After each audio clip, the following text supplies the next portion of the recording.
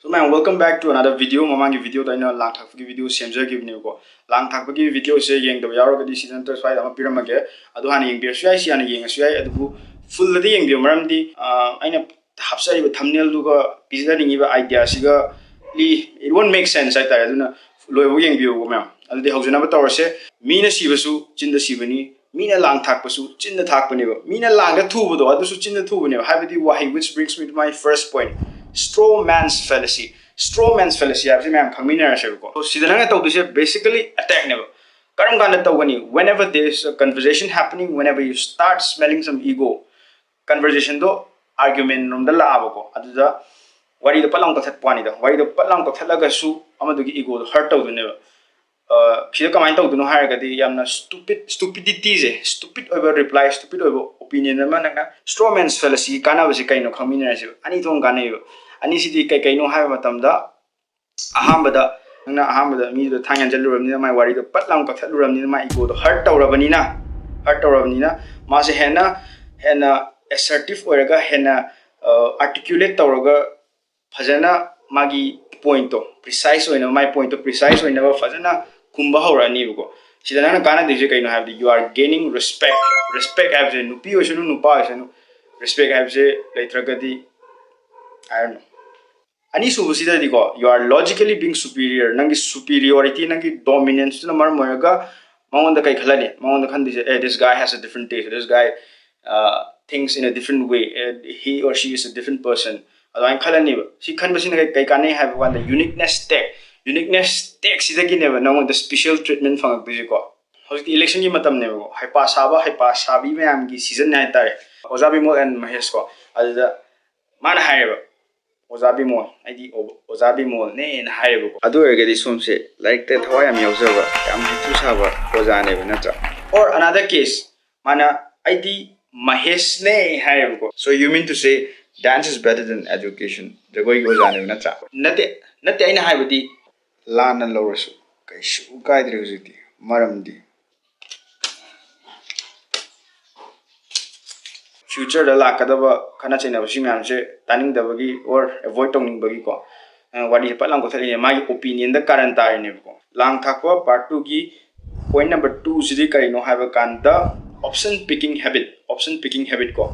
Akogi birense option pick to buggy haina BMLA. Akogi mangda wahi way kay way samjin naba option ani man bako option ani man ba natin at tabako mathang matam the nangkay kanganya.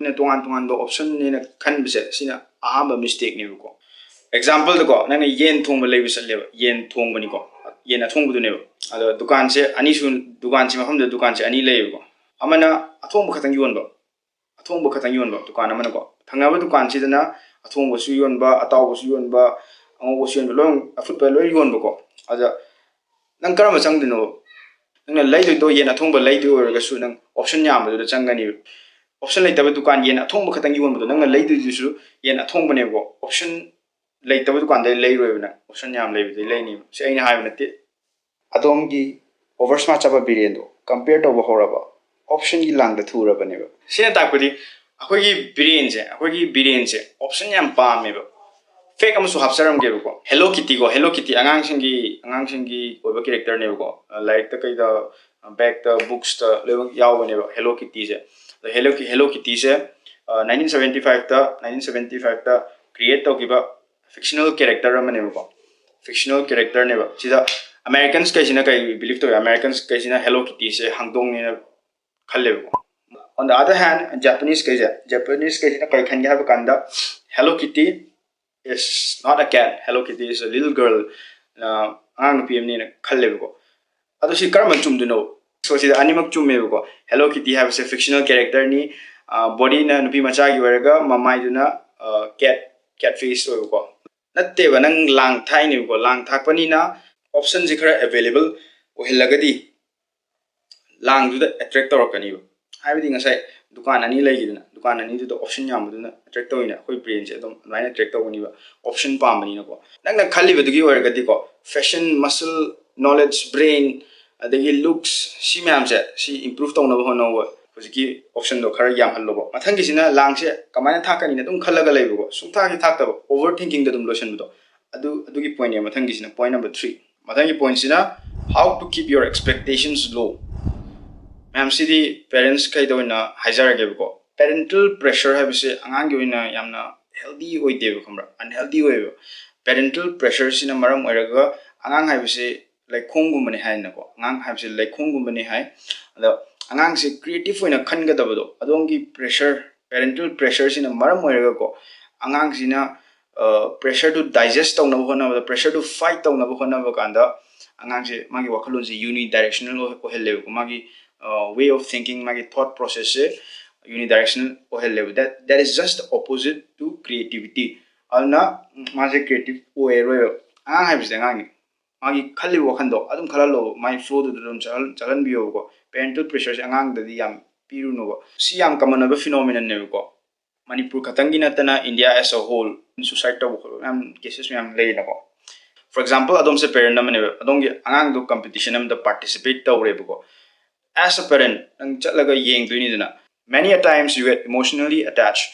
Ai gi angang sina sum soi dina kar ni hey habagi expectations ga loina na famma ga yeng do. Adu gi expectation do ona tena la pa matam da nang yum halaga sak sani ngoi ko. Nang yum halaga sak sani ngoi nangi unsatisfied emotion do angang da taina gani ba.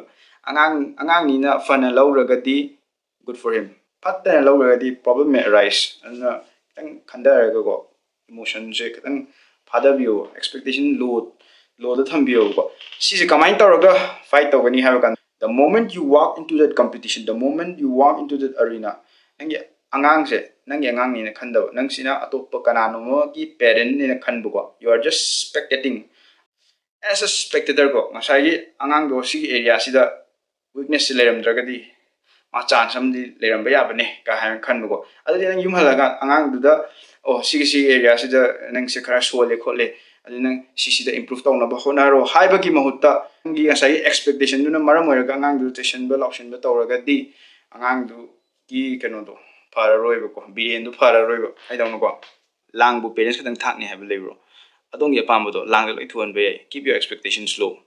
Mathangi point is debugging event and process. Koi mi bagi experience result I am attracted over result oriented over. Yes, it can be a good source of inspiration. Adubu life is not an event, it is a process. Aina hyphenatic classics ki like the life is a process na yawani ing ngasi sak sarabani na hayengai sa drasu yare natra. Fi se mola ga shui amutang shuraga yade ko biru. Aduna mayam, there are some things that you shouldn't consider them as an event. Akogi birin se yam comfort zone learning ebo. Get things done and aram se. Si monga dum lay ko. Sigi crisis si di ko mayam. Ayong yam toy na thokpa ay yam toy na encounter to ko poram ni mayam na sudum to biram gani kain kalle ko. For example, I know I'm an obese. I've set a goal. Goal amadi same ko. Within this time frame, within this limited time, I need to reduce this much weight and I need to reduce this much fat. However, limited times, you start working on it. Aduga low area matam si lower matam da you have achieved it. You have achieved it ko.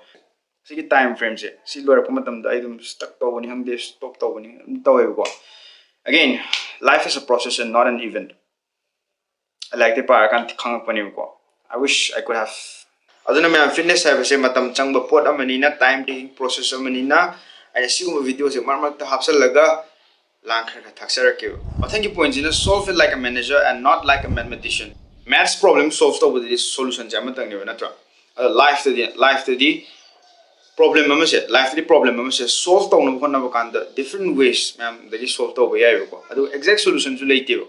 Exact solution ju leite aduna simak to gadam ni sumaina define to gani habdo lepiro problem have se matam gi matung ina lakani matam gi matung ina su solve to gini ko aduga problem ngasi problem moram baje khar layer ga solution mo rapo shaiba adu ngasi solution oibdo nang ko juji ki problem the solution oibdo khar layer ga adu do another problem mo rapo shaiba ko siga lang thak pa kari mari leina ge hair ga di problem si ko my problem si kaino hana khang to problem si understand to problem si understand to matung da nang chongjel laga solve to na to nang solve to di mating pang ba aduga nang nasama na di solve to ko sida nang chongjelaga solve to ge na tawraga di ko nangi solution do na progress or kemta changes am bulak ta matam do ko nangi value se degrade tor kani nang ngang go tani ngoi bu ko adna mayam si wakhalon se solving it like a manager and not like a mathematician have se si se ꯑꯗꯨꯝ apply ꯇꯧꯕ ꯌꯥꯏꯕꯀꯣ ꯕꯤꯖꯤꯅꯦꯁꯇ ꯑꯣꯏꯒꯦꯔꯥ ꯔꯤꯂꯦꯁꯟꯁꯤꯞꯇ ꯑꯣꯏꯒꯦꯔꯥ ꯐ꯭ꯔꯦꯟꯗꯁꯤꯞꯇ ꯑꯣꯏꯒꯦꯔꯥ ꯐꯦꯃꯤꯂꯤꯗ ꯑꯣꯏꯒꯦꯔꯥ ꯏꯟ ꯑ good ꯋꯦ ꯀꯣ ꯏꯟ ꯑ good ꯋꯦ ꯑꯗꯨꯒ